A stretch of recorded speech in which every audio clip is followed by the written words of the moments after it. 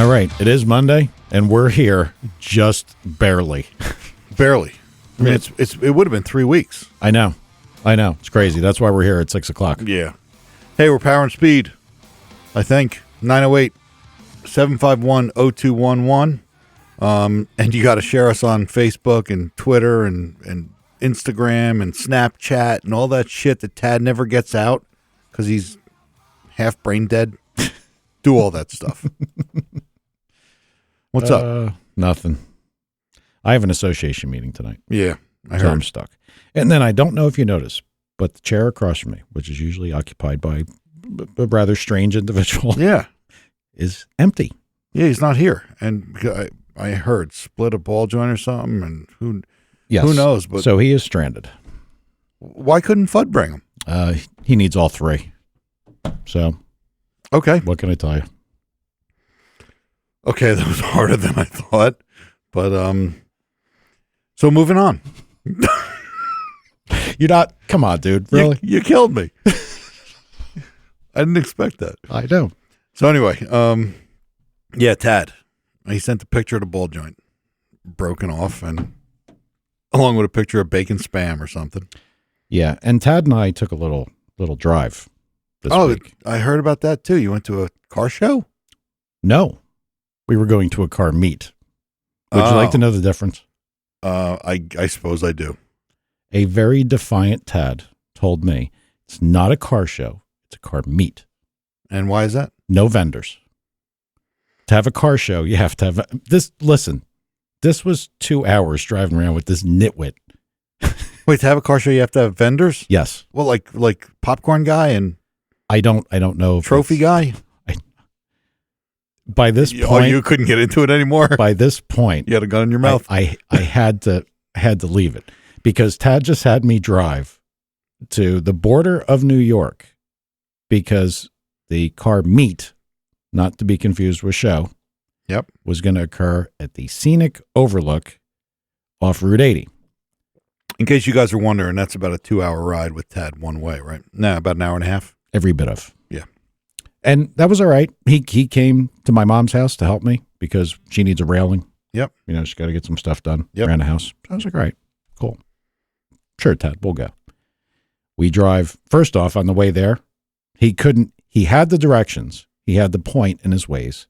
Couldn't find it the second time when we were on the road. Mm-hmm. Finally, he got it. Now we go through all kinds of crazy ass backwards roads through the mountains and everything else. We get up to Route 80. Here's the scenic overlook. We pull up there. Dude, the parking lot is like maybe a small McDonald's sized parking lot. For like 7 cars? Yeah.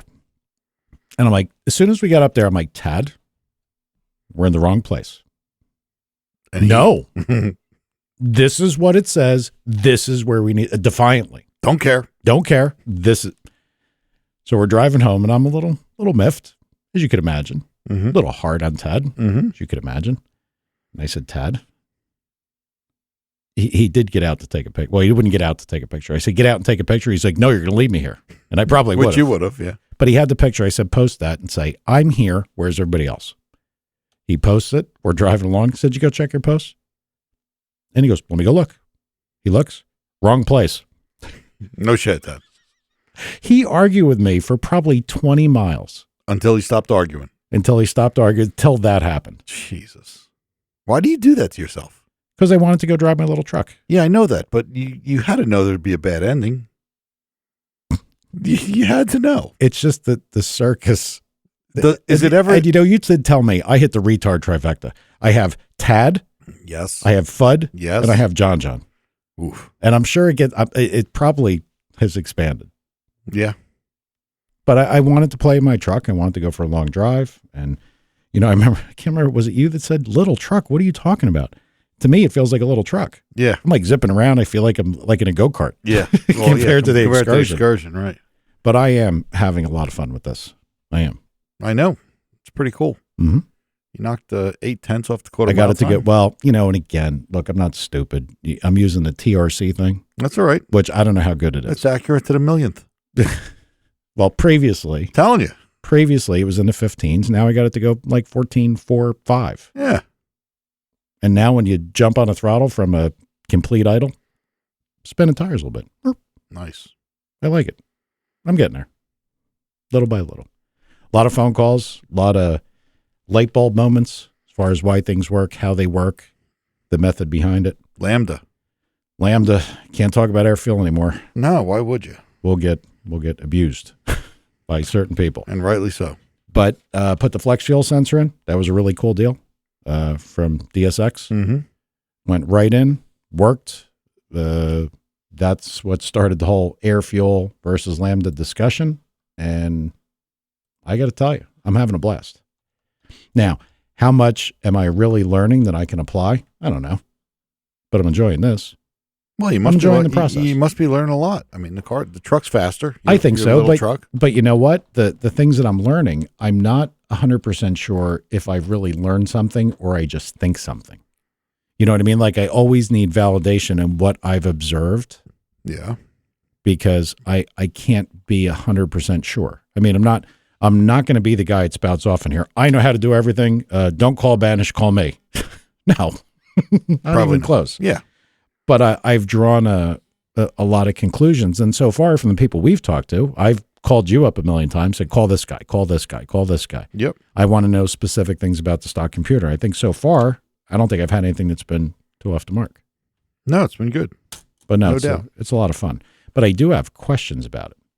Like, maximum ignition timing for this little motor, small bore. Yep. I don't know I know small block Chevy would like 36. Everything I've read looks like this thing should like in the 20s. Yeah. Low 20s. Yeah. Yep. I have like trims, short term and long term. Bank 2 is always out of whack, like always lean. Mm-hmm. The other bank is much better. So I think it might have a flaky injector. I flopped the O2 sensors already because I'm nuts. And that didn't change it. So, I mean, just, a lot of little stuff I'm trying. Well, that'll be your validation, though, as you prove stuff. I don't know. All right. See who this is. Check it out. You're on the air. Who's this? Hey, it's Fadon again. Actually, I just called in to listen because Mixler is not working. Really? So, if you want to put me back on mute and put me in the background, I just want to listen to the HP guy talk. All right, man. Hang tight. We're going to try to fix Mix. I don't know what's wrong with it. It should be working. I mean, it's working on our end. Nobody has audio. There's a bunch of guys complaining. I don't think anybody. All right, we'll check. I put them on hold by accident. Hang on, let me go look. We'll check it out. Yeah, everybody is saying it. Let me restart one more thing here. Let's try this again. Broadcast settings. This thing could have got stuck. Let's see. How about now? Anybody? All right. Well, yeah, it works now. Awesome. Okay. Studio 1 was stuck. Thanks, Mike. Fantastic. Thank you, guys. Thank you, man. This is what happens when we don't have Tad. Nobody looking at the chat room. Yeah, I know. We'd lucky somebody called. We'd have done the whole show. Yeah. Tad did say he was texting you. He was? That's what he said. Well, just like when he's here, I ignored him. Don't care. Don't care. No, you didn't miss much. Oh, boy, Alan's going to be mad. Yeah, and now I got to wait an hour. Jag off. All the more reason to download. Yeah. So what we were talking about before we were so rudely interrupted by the fact that there was no live audio is, yeah, I've got one bank, short term and long term is really lean. One bank, short term and long term is okay. Like, so you're kind of targeting one. And now it's not really, I think it's like 2.5%, or so. But I think it's got a goofy injector. Yeah, you were saying. So I'm gonna do a little bit more investigating. And I mean, things got 170,000 miles on it. I mean, what do you want? I put spark plugs in it, figuring, oh boy, these things got a big gap. They look, kind of eating into the electrode a little bit. This thing's gonna run it. Nope. Exactly like it was. Doesn't run any different. Isn't that funny? Spark plugs do that. Dude, they looked like the gap was huge. Like if this was in a regular car, you'd think that there's no way this is going to work. Can't even be firing. Can't even be firing. I said, I drove my mother's Intrepid home from Pennsylvania when I was living out there, and it actually missed to the point where it shut off for a minute, and then it came back, and I finally got it to work, and I said, I got to figure out what the fuck is going on. Took a spark plug out. There's it had a half inch. It was stupid. And I was like, how did this thing run this far and then magically get so bad that it would hardly run overnight? It's amazing. New plugs in it. That was a different world. But honestly, it wasn't any better than the week before when it didn't miss. Right. But so I've got some things I want to sort out in my little truck, but I'm having a blast. What are you laughing at? Somebody in the chat room just asked if the swing set's finished. No, but he did get the pull up at the end of October. Yeah. Perfect timing. No, I think, in fairness to Alan, the pull's been up for a while. Yeah. I'm not going to tool on him. Bullshit. He's actually going to a planning board meeting tonight. He is the guy that runs the soundboard, of all things. Wow. Did he get demoted from videographer or whatever they are? Well, I think it's all the same thing. I think he pushes a button to start the meeting and then pushes a button to stop the meeting. Oh, that's a big job. Yes. There's like 6 people there. Lots of responsibility. Yeah. So tonight, we're going to talk to Eric Brooks, who to me is got to be one of the more interesting cats from HP tuners. Yeah. I mean, this is a guy that actually reverse engineers what goes on in a GM computer. Now, for me, I'm looking at the front side, trying to figure out what stuff does what. Try to make sense that somebody's made sense out of it already. Exactly. Yeah. I'm trying to make sense of the dumbed down version. Yeah. So you can imagine where this guy's at. Yeah, I know. He's looking at tables and looking at values and saying, "Oh, yeah, that's obviously, a timing table." I don't whatever. I don't even know how you would do this. I don't. I mean, look, I know there's extremely good software guys, but I mean, it's this, and I mean, I'm sure he's going to talk about the process, but it makes me think, what are you doing? Are you changing something and then seeing what it changed? I mean, seeing if the motor runs different. I mean, this is kind of amazing. I think he'll actually tell us some of that stuff. Should be pretty cool. Mm. And I guess, we did our research on him. I guess he used to be a tuner. Well, I mean, is a tuner, a calibrator. So he'll be an interesting guest. It seems like a lot of people from HP tuners started out there. Yeah. Started out as a calibrator, tuner, or whatever you want to call them. Right. And then they moved into this. Well, if you think about it, how about the guy that calls up and offers advice on something, once a week to your company? Your electronic thing that dispenses, I don't know, food. Mm-hmm. And he says, "Hey, well, I bought one of them and did this to mine, and now it dispenses food faster." Eventually, I want to hire that guy. Mm-hmm. It's probably kind of what happened to you with True. the HDI stuff. I guess so. But I mean, the guy that can do this in the background, he's, from the side of not having essentially the fancy interface, as confusing as some of us must find it, especially like, I don't know. Did you ever put it on your computer to go look at it? Of course not. I'll share a little story about Alan. And I have to do that. Yeah. I told Alan, I said, look, he's like, Mike tells me this is easy stuff. He's like, got a VE table and blah, blah, blah, because he went to a tuning school. So now he's a genius. Yeah. And he's like, piece of cake. I said, listen, dickhead, go download HP tuners. Specifically, look at the particular computer I'm looking at, because in the earlier ones, it was a little more like a regular aftermarket ECU. And apparently now looking at like my uncle's direct injected thing, it gets even more crazy. Yeah, I'm sure. So I said, go look at this. And he goes, I don't see what the big deal is. I said, wait a minute. Are you on advanced mode? I don't know. And I said, go here, go look. Oh, no, basic. Hang on. Oh, he said, yeah. So, I mean, when you look at he's a tool bag anyway. When you look at the layers of information that are in one of these, somebody had to decipher all that. Yeah. And then, they're all intertwined. They all make each other do stuff. And it's a daunting task at best. Yeah. I'm really looking forward to talking to this guy, and I'm not going to make it about me. I've got a million questions. But yeah, you probably are. But I have enough people to ask questions. Everybody's used to it. Yeah. Well, it is about me. Always. Except when we're going to a car meet. Yeah, I got to get to the bottom of that, because I swear a month and a half ago I was at a car show, and then you lay it on me that there was no vendors there. So I wasn't even at a car show. So where the hell was I? Tad will clarify it. I must have been in a time warp. Yeah.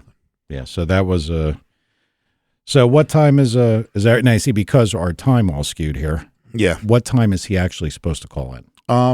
Probably any time between 6:15 and 6:30. I told him earlier is better because you got to be out of here. Yeah.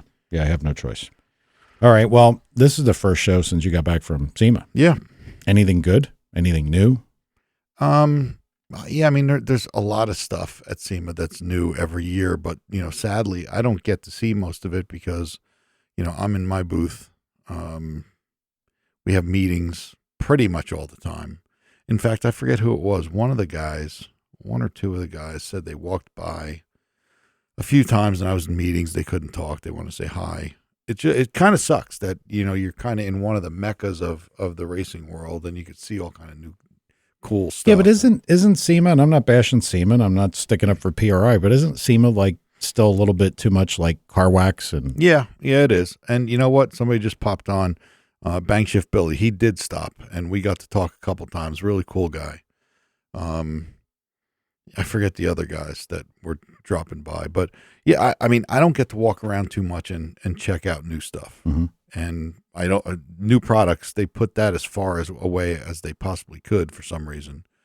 It's literally like a half a mile from where our booth is. Was your booth towards the front of the show or towards the back? Yeah, we're in the first row by Ford. People always want to go see the new shit, so they're going to walk to vendor alley or whatever they call it there, new products, and so you'll walk all the way through the show to get there. Yep. And people you don't want to make too much fun of people, but you see the people that have made the map on their iPhone, and they're going to go here, and they're going to go here, and they're going to go see this one. And well, it's funny because the SEMA app has like GPS in it, walking GPS. Yeah, it's crazy. Yeah, I think CES always used to have that, and I think NEB is not that big. It's smaller, but a little more serious. Well, CES is the biggest one they have. Is it? I asked you that because I didn't know what was bigger. Yeah, and I asked a couple people there because SEMA is big. It's a lot of people. It's a lot of event space. But I did confirm through a couple knowledgeable people that CES is the biggest one. Well, you said that SEMA seemed to be down this year. A little bit. Yeah? Yeah, not terrible. I mean, it wasn't like it was empty. But, I think people tend to not go every year anymore because it's a big nut. It's a bunch of money. Yeah, because chances are pretty good if you're not from that area. You're gonna go there, and then you're gonna make it a trade show and a vacation. Yeah. So you end up spending a bunch of money. Yeah. But overall, it was really good. For me, it was really good. All the meetings we had were productive. We made some travel plans overseas to get more business, and it's about that money, man. Yeah, you know that. Oh yeah. So you're not the guy at the booth that has to talk to every retard that comes over, are you? Well, I mean, we all do some of that, but no, we yes and no. Primarily, do you do the move like when you see everybody's out there working, and you like fade to the back of the booth? Well, we have a meeting table that we kind of sit at. When if you start taking notes about something, like you're doing something, and you're always jammed up. Yeah. I was the guy that was at the front all the time, waiting to talk to people. The first 2 times I did it, and I was like, I'm hiding. Yeah. Well, you learn that after 20-some years. You learn that. Yeah. Because the guy asking for a set of valves for a flathead Ford is going to be walking up any minute now. Yeah. Now, did you hook up with any interesting people that you can talk about for guest-wise? Any people coming?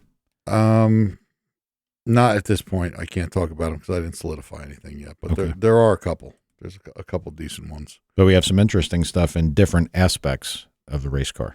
Yeah. So we'll leave you guys hanging on that one, thinking about everything we talk about is, I can't even. I mean, I could tell, we could talk about the one. Okay. Which one? The girl from Brembo. That's kind of where I was going. Yeah. I was going to say we talk about everything to go fast, but nothing to slow down. Yeah. She, I just got to connect with her and zero in on a date. She was pretty open, so it was good, but seems really smart. She's worked her way up from kind of the ground floor. It's actually, you told me the story. It's actually pretty good. Yeah, it's a neat story, and she's pretty slick. So we'll talk about going, stopping instead of going fast. Mm-hmm. And I guess, if you're going to pick a brake company, Brembo has to be in the top 3, right? Mm-hmm. I would think, I don't know who else is there.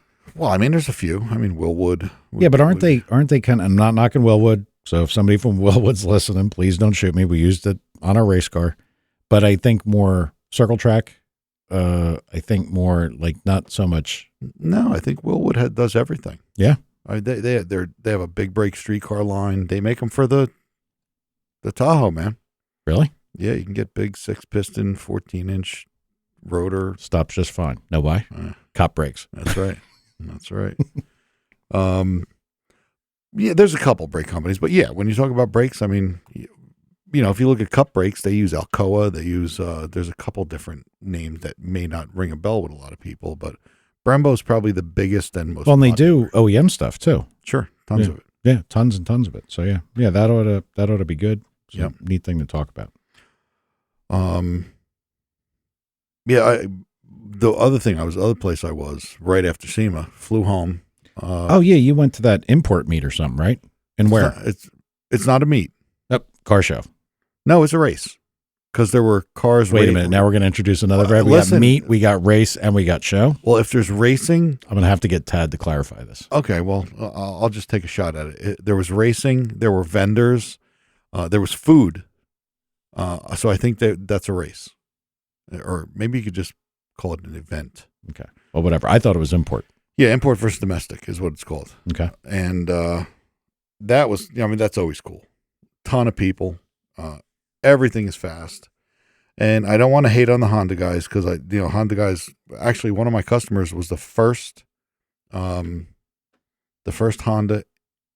first 6-speed Honda in the 7s in like a street class or something like that, which is fast for a front wheel drive car. I'm not getting on this stuff, but is this like green tires or 4-door? They could be 4 doors, but the thing went $795. Okay. I don't care what you are. That's fast. Yeah, that's fast. I mean, I was just picking on the Naziok records, like the first maroon. No. But speaking of Naziok, the back delayed wiper off. Action, with one red rotor. And and there was also the first 6-speed Subaru to go in the 7s. I saw that video. Yeah, I posted it. Yeah, well, so that would be why I saw it. Shocking. Yeah. It's an H shifter too. Yeah. The guy shifted it. Yeah. It's a dog box, but it's an H pattern. Yep. One of the guys was there, and I knew he was there. He's talking on chat room. I had heard he had come by, but I didn't spend too much time at our booth there because I was walking around talking to racers. I saw Jay from Real Street there. They brought out a new Supra and promptly went $750 off the trailer, which is pretty cool. I saw Shane. Shane was there. He was tuning a really fast 4-cylinder. So it was good. It was a good time. We really should get him to come back on at some point soon. Yeah, we should. I'd like to get Shane to come back on. And I got to tell you, I think I posted it. It's so weird because I'm trying to reach back to like what happened since like we were last on. But I'm thinking back to at one point, I ended up re-listening to Billy Godbold and Kenny Duttweiler. Yep. And there was a lot of information in there. And I was looking for something specific. I think it actually was an argument. I was talking to someone back and forth. It might have been about compression or it might have been about something. And I actually listened to the show to find that, but I ended up listening to the whole thing. And the same thing with the Billy Godbold one. There's a lot of stuff that ties in there together. And Kenny had so much more to talk about. I mean, but that show, we had talked about time, how long we're going to have these shows go. That was an hour, or I mean a 2-hour deal. So it was an hour over, what we normally would target. Yep. So I'd like to get Kenny to come back on. I'd like to get Shane to come back on.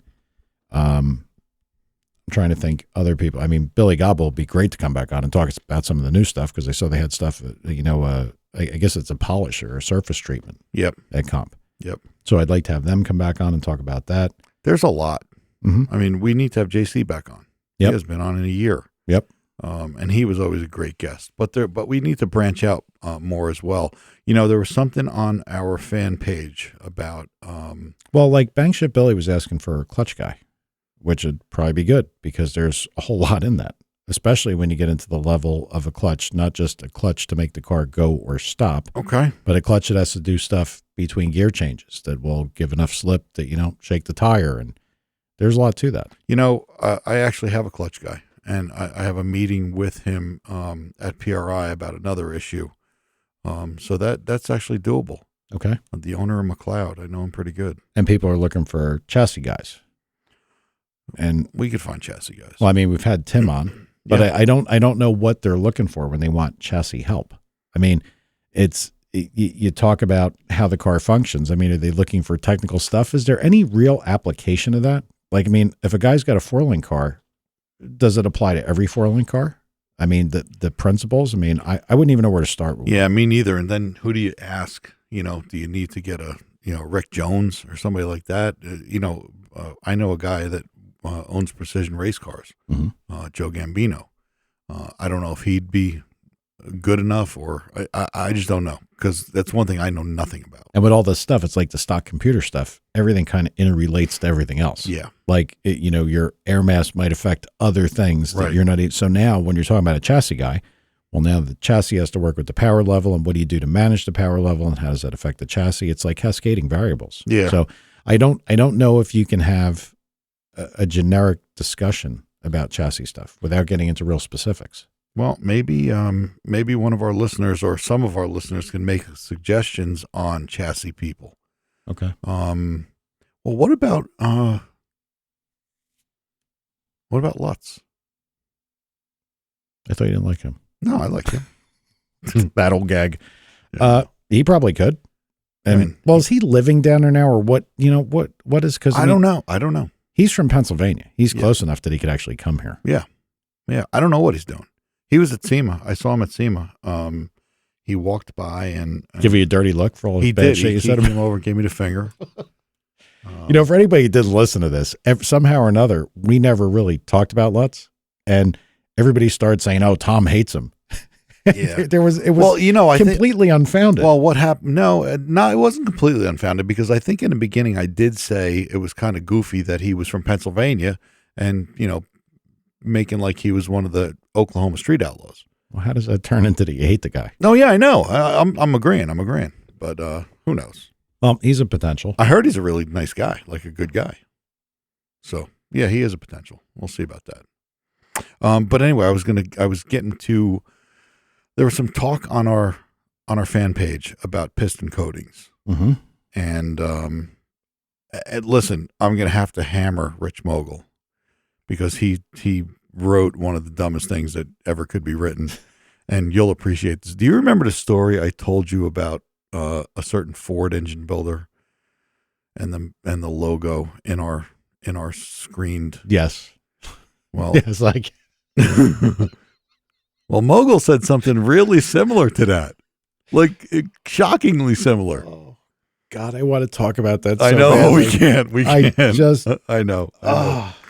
Oh man. Anyway, we'll get to that, but I guess one of our competing piston companies. You know what? I should just clear the air here and say, yeah, we don't talk about piston companies because, I work for one. You shouldn't do that. Yeah, I mean it's a tough spot, and I don't knock anybody's stuff. I know there's other companies that make good stuff. Sure. And we even talked about the situation that if somehow or another it looked that it was going to happen that one of these guys was in line, we were just going to take the night off, and I would have put a very evolved guest in. Yeah, like whatever. Alan. Yeah, there you go. But yeah, I mean, we'll just so of course Mogul's calling now, and. Put him on. Really? You want to do this? Well, we could hang up on. You could boot him, right? All right, Mogul, go ahead. No, what I was saying about that window, they said that window was basically an empty spot in the coating. Do you know why they do that? For measure. Yeah. For measuring. Yeah. What I was referring to was I cut metal for a living. So as far as like coated inserts and all this other stuff, inserts that we've gotten to try that have bare spots on the insert usually end up peeling the coating off. Like it wears there faster, like around those edges. Okay. That's what I was referring to. Not saying that it's going to work. You're awful fired up for somebody who didn't make a mistake. Well, it's really hard to transfer that over text, when you make a post and say you're going to hammer me, and then you don't fucking answer me back. So that's fine. Of course. Why would I answer you back? That takes all the fun out of it, man. Yeah, But what I'm saying is just that little open window for measuring. Yeah, it won't wear more. It won't wear more. It won't wear more. That's what I was thinking, but... But you were wrong. It's okay. It's okay to be wrong. I was wrong 100 times today. Ask my wife. Well, yeah.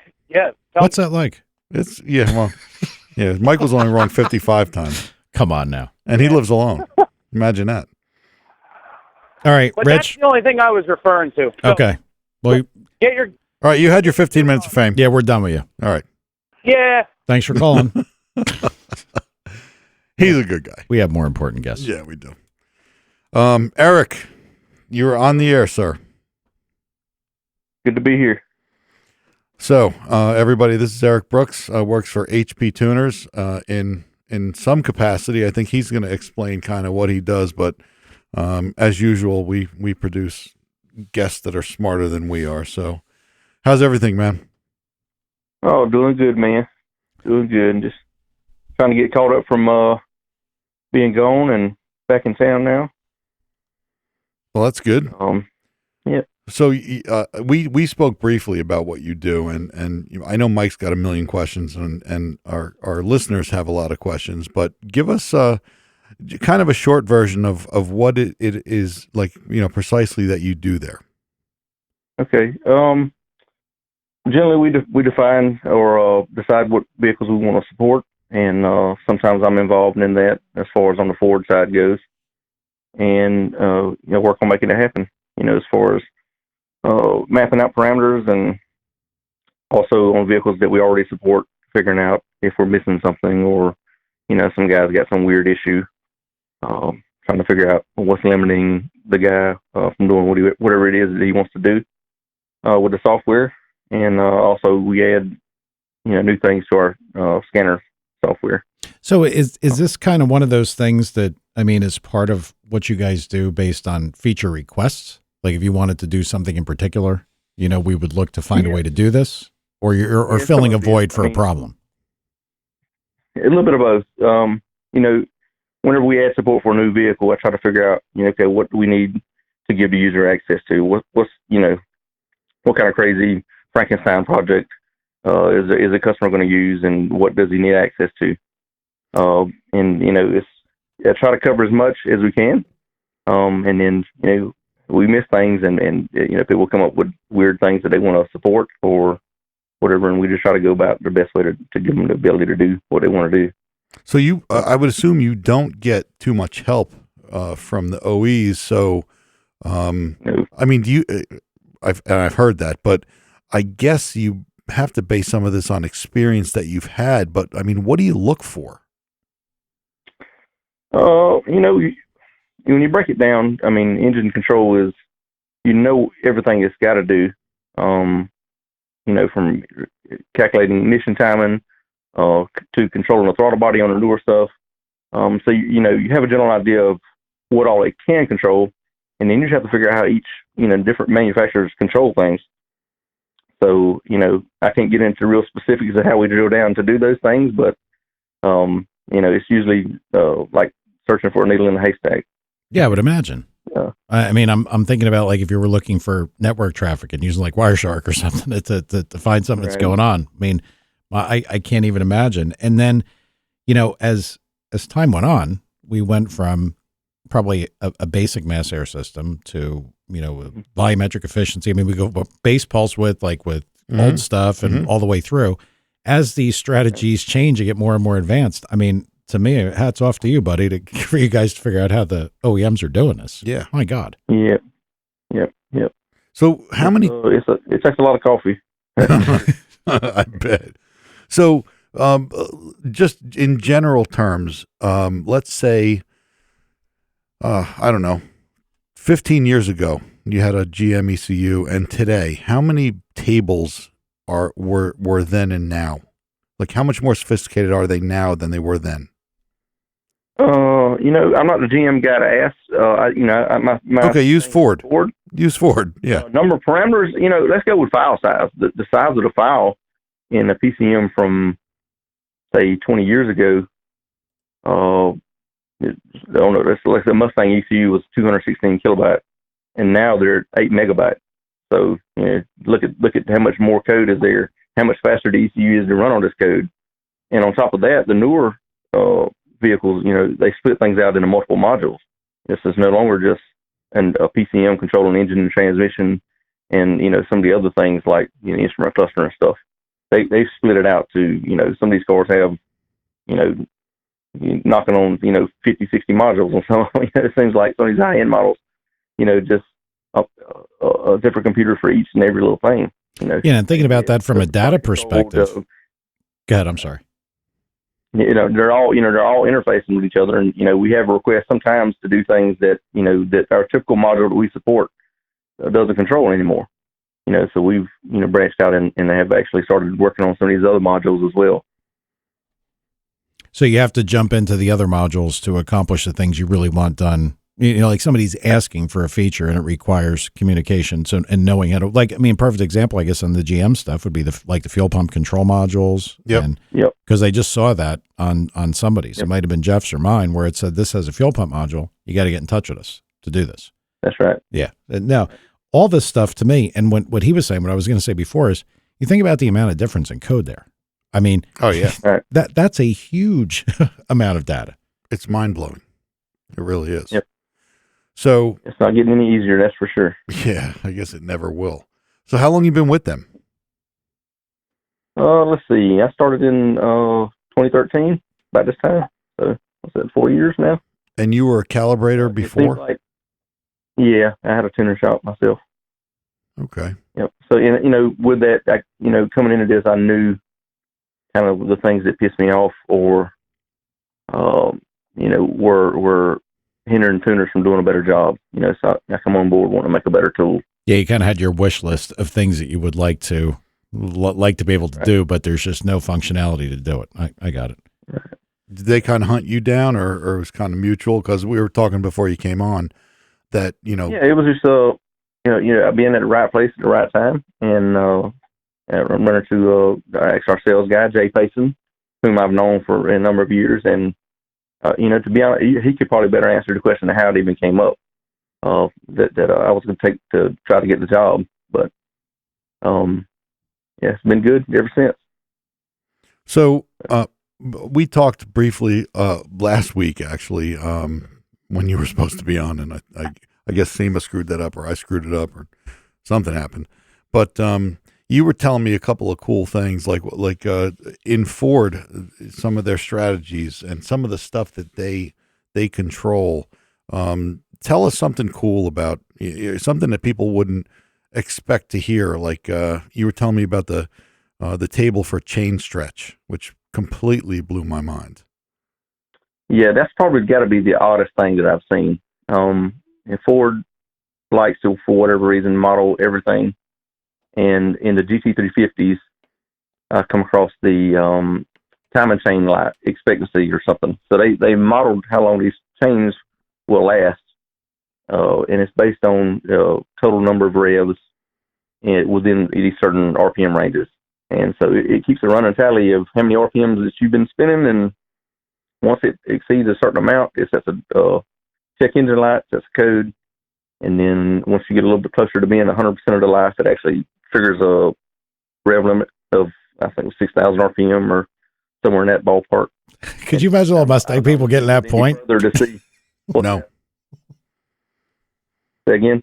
I said, could you imagine all the Mustang people just all of a sudden their car stops turning where they wanted to? Like, what happened? Yeah, I wondered about the engineer that's sitting on the engine dyno for, how many motors did he spin to break the timing chains to kind of quantify Yeah, right. How many RPMs this thing can take for how long?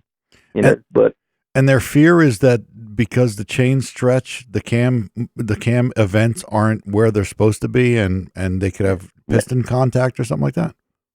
That's my assumption. Yep. I mean, it's really all you can assume, sure. Right? Yeah, and I've not looked any further as to what the service procedure is. Whether it's this light comes on, you have to go into the dealership, and is it a tear down and replace the chain, or is it just a inspection? I'm not really sure, but yeah, it's definitely interesting. So from the Ford ECU perspective, how about can we talk about the different strategies ECU manufacturer to manufacturer? Because it seems like a lot of people, like I heard, might have been Tom that said this to me, that Ford uses an awful lot of virtual stuff, like calculations to figure stuff out. Yes, yeah, they do a lot of inferred, like the fuel system is, the fuel pressure is inferred on like the 11 to 17 Mustang. That logic is based on, it looks at how much the fuel flow is, and it knows what the regulator pressure is set at in the tank, and from there it can infer the pressure drop across the injector. So it doesn't actually have a fuel. No sensor. No sensor. Yep. So they just model everything. Well, it's different on different vehicles. If you go back to the GT350, it's got the like the older style electronic returnless system that has the pulse width modulating pump and rail pressure sensor that it monitors it and can raise and lower the pressure on the fly. Oh, so they do it differently for models. Yeah. Yep. Some of them do. Wow. So it's always constantly changing, and you would think that most of it is the same between all the models, but they do change it some here and there. And Ford is like one of the companies that actually went to widebands on their vehicles, correct? That's correct. Yep. Now, everything since about 2011 has wideband. Now, how did they do that? Did they vary the actual targeted lambda point, or how do they deploy the sensor? Here it comes.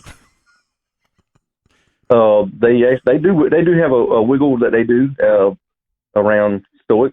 Mm-hmm. That actually you can turn it off, but no, it's in this typical wideband.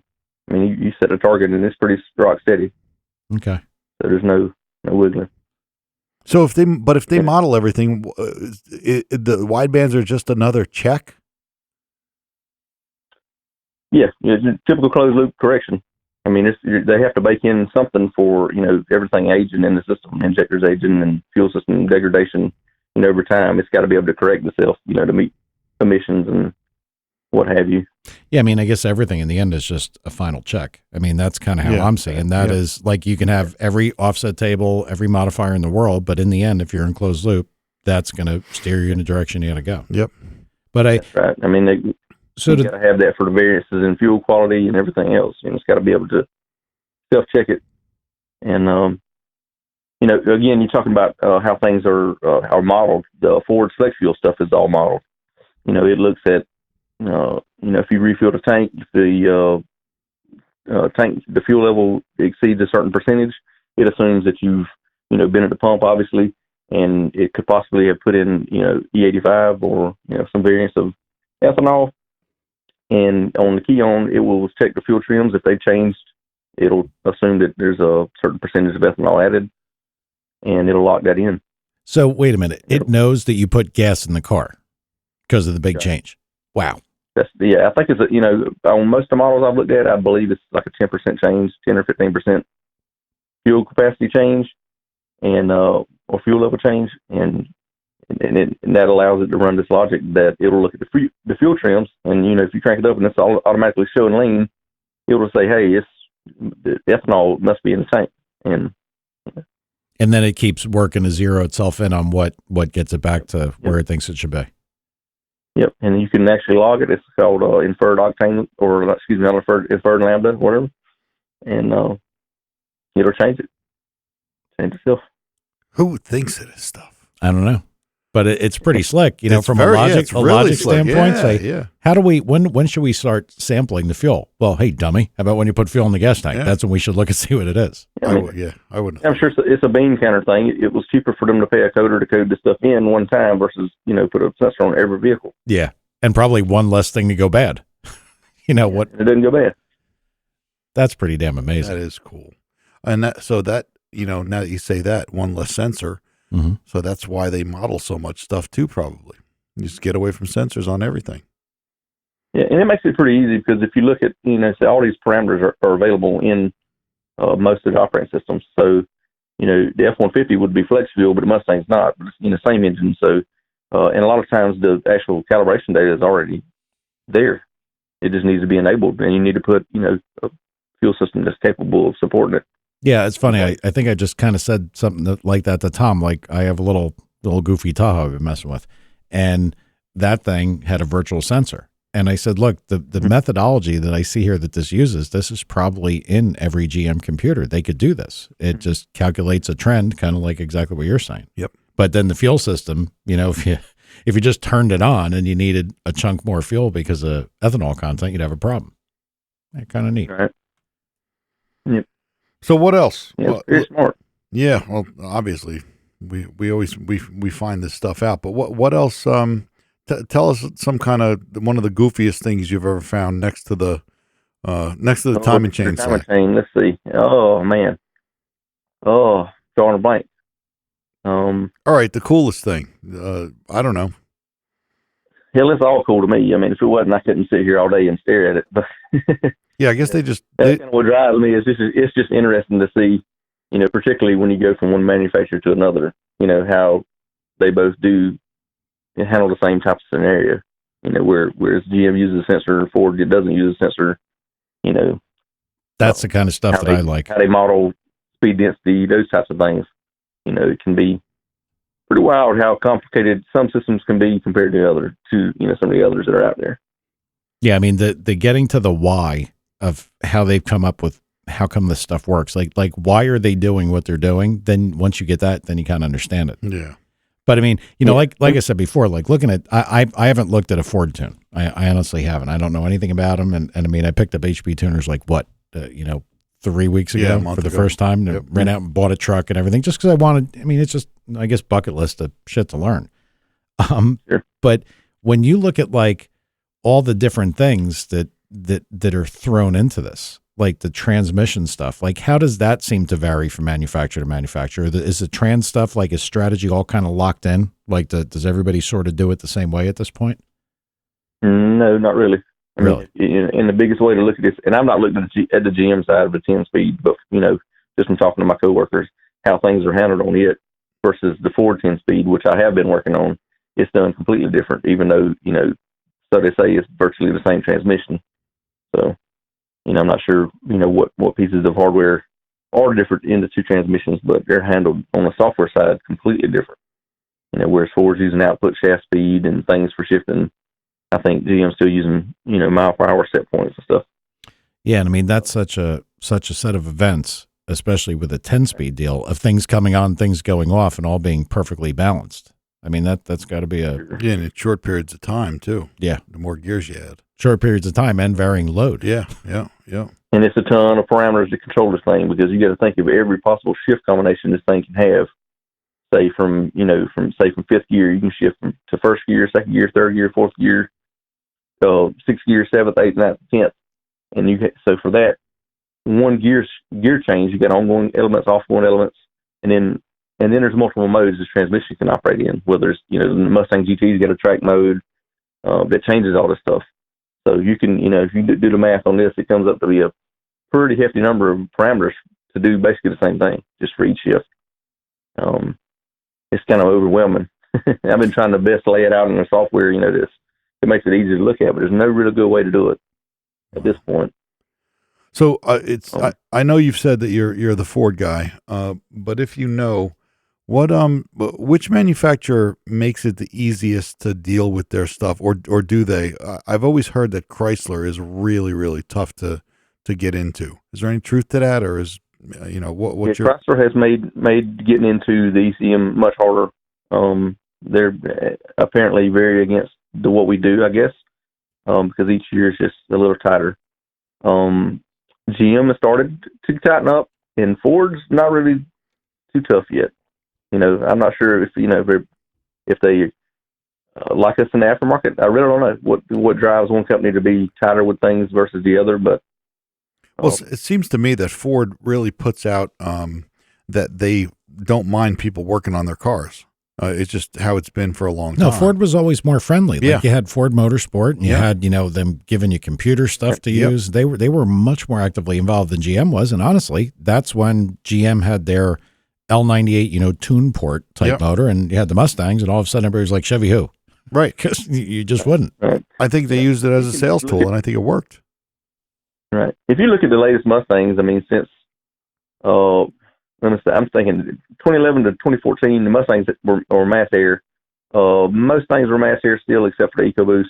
But since 2015, the only thing with a mass air on the top of my mind is the Mustang GT. The V6 Mustang with speed density, the EcoBoost, all that stuff, speed density.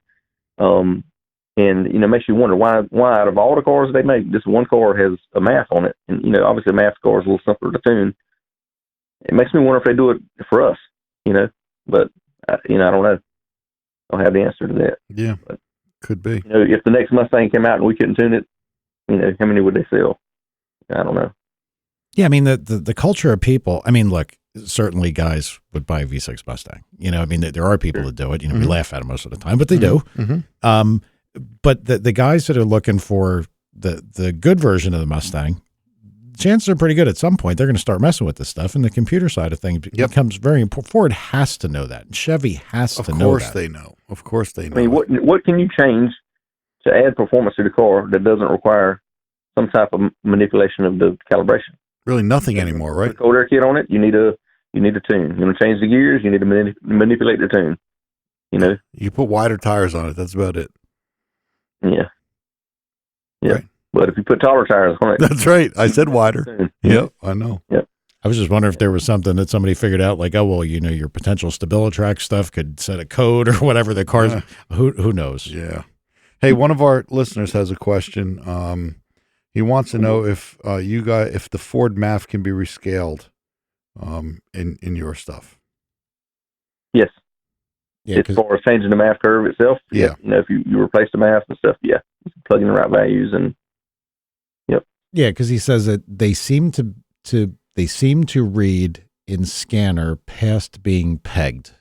I don't know if I can. What they're probably seeing. I'm assuming this is this question, but if some values in the scanner will only go to a certain value, like the PID for MAF frequency, or excuse me, MAF airflow, I think stops at 86 point something pounds per minute, but the MAF will continue to read.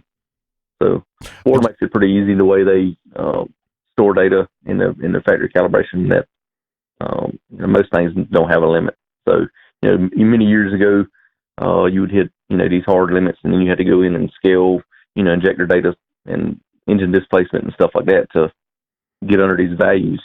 So you'd have to lie to it, in other words. Yeah, you basically got to lie to it until you have a smaller motor, smaller injectors, and the airflow is less because everything stays within the same ratio of size, but you get up under that limit. But no, since 2005 or so, there's virtually been no limit to how high you can go. Okay. He said that number of airflow, and I wanted to hit myself in the head with a hammer, because that was probably 15 minutes of trying to figure out what the hell was going on with that. I ran into exactly that on the scanner, and I guess people that do this all the time, they know, oh, that's a limit. Ignore that. Yeah. But when you don't know what you're looking at, you don't know what to ignore, what not to ignore. Right. Yeah. And sometimes, if you search in our channels, we may have other parameters that give the same data, but maybe it's told a different way, and it may or may not have that limit. So, gotcha. I'm learning. I'm having fun. Yeah. I'm having a lot of fun. I know you are. I think since I got that thing, yep. I have to look, because when I got it, I put a driver information center button in because it didn't have it. Yeah. And it said amount of fuel through it, like 99999, because it's a police car. So they just kept putting gas in it. Right. So I reset it. I've been through 95 gallons of fuel already. Wow. Doing nothing but beating on this thing. I can't even believe it's still running. That's all right. And we're going to put a turbo on it. Yeah. We got to talk about that too. Yeah. Well, honestly, I can't talk a whole hell of a lot longer. And I hope you told Eric that I had a really, really hard break tonight. Yeah, I did. I told him that you had a meeting to go to, and we were going to be closing up shop. But listen, man, we definitely. So you know what the problem is? I'll just stop right here. Yeah. With him. I'd like him to come back on. We have more time and a little more, information from the guys, like what they want to know, because as a Ford tuner or calibrator or a guy who works with this stuff, he can probably better answer those questions. I mean, I know I've got a ton of questions, but I know that this is going to take us well over and above. We also asked, Eric to call in early because I have something absolutely unavoidable tonight. And if it wasn't, I would be here for however long it took. Yep. And actually, in fairness, we haven't had many Ford guys on. So no, there's definitely a need. So, not to cut you off, dude, but you kind of knew. Can we get you back at some point?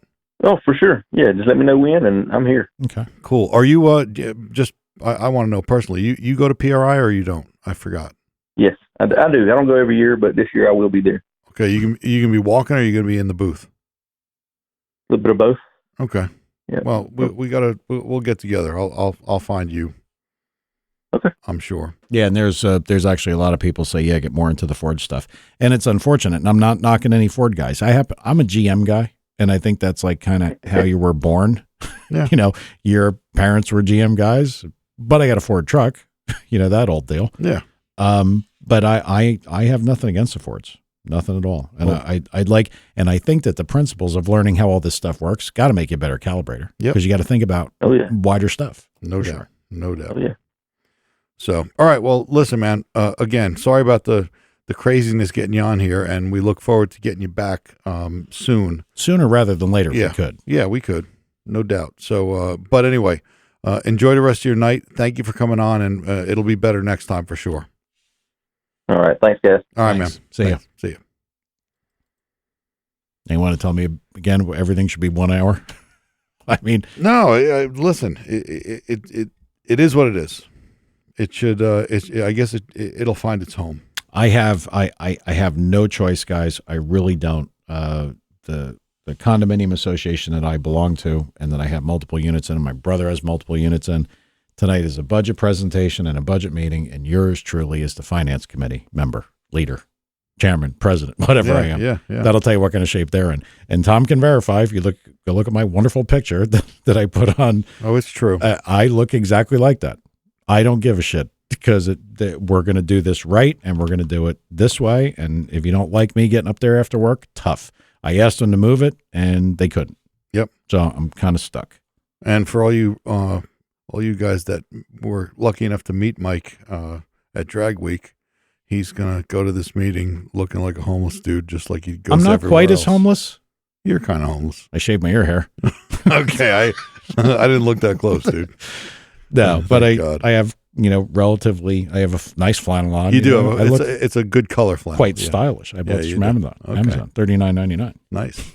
I'm proud of you. I'm proud of you, man. So, guys, again, sorry we couldn't stay longer, but tonight it's really a no-go for me. And if it wasn't important, like if I could have just left them on their own, but this is a big deal. So I got to go. So, Yep. And So- besides, without Tad, it's just no fun. I know, it really isn't. But there's always next week. Absolutely. We'll get something cool. All right. Well, I mean, I'm sure there's a bunch of stuff we could do. I really would like to have Eric back right away. I feel bad that we had to cut him so short. See, a half hour ain't enough, dude. Oh, we'll do it. Oh, So- I know a half hour is not enough for Yeah. sure. No doubt. That might be something to ask people. How long do you want the shows to be? Okay, we can't ask Mogul. Yeah. 6 hours. It's my wear point. All right. We'll see y'all next week. See ya.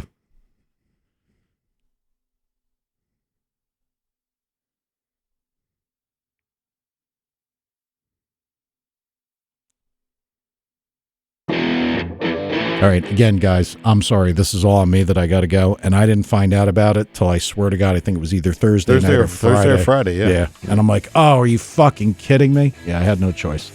So, but we'll be back next week and we'll be good to go from here on out for a while. See ya.